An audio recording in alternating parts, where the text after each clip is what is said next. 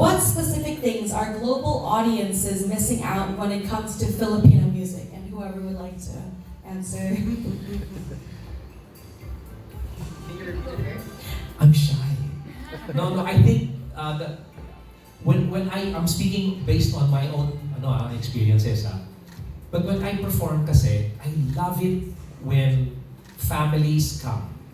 Okay? Or when a tita or an older sister come. Why? Because usually they take their partners with them, and usually they are Americans, Caucasians. And it's funny how you see them react to songs they don't even understand. You know, and so just like K-pop, where we're listening to Korean music that we don't understand, but we find that, we get into the groove.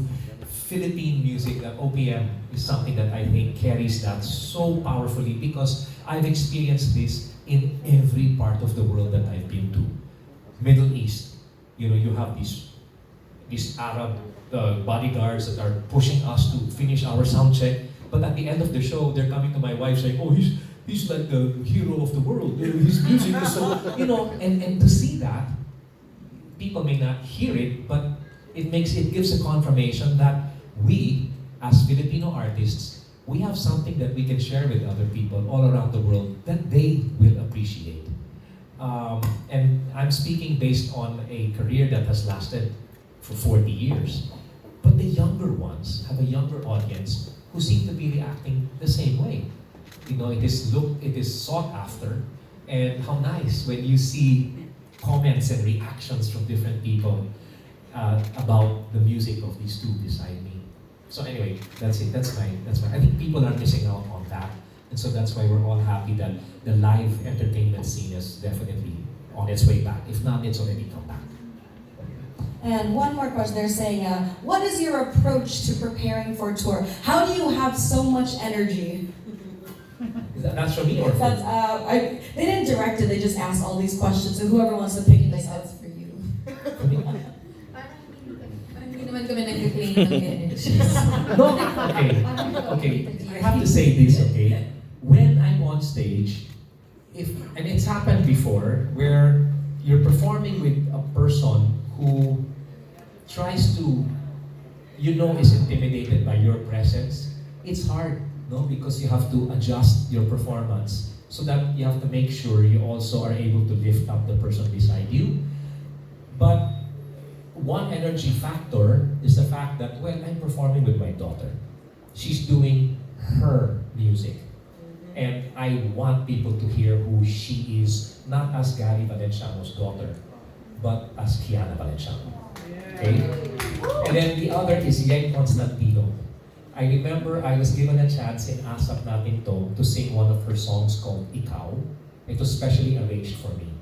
And when I sang the song, it further made me realize that if I could always have artists like this with me on stage, then I think we will be giving people more than what they came to see, more than what they came to hear. And that's what's going to happen. Not just in LA, but from Seattle all the way to New York. I think people are going to come and leave the place going, parang parang sobrang binigay nila sa amin, no? And that's what Yeng Constantino can generate. And can I just share one story about Yeng? We were doing Asap Natin To, and I think it was in the Barclay Center in New York, either there or maybe in London. I think it was London. And there was a moment where there was a gap in the show.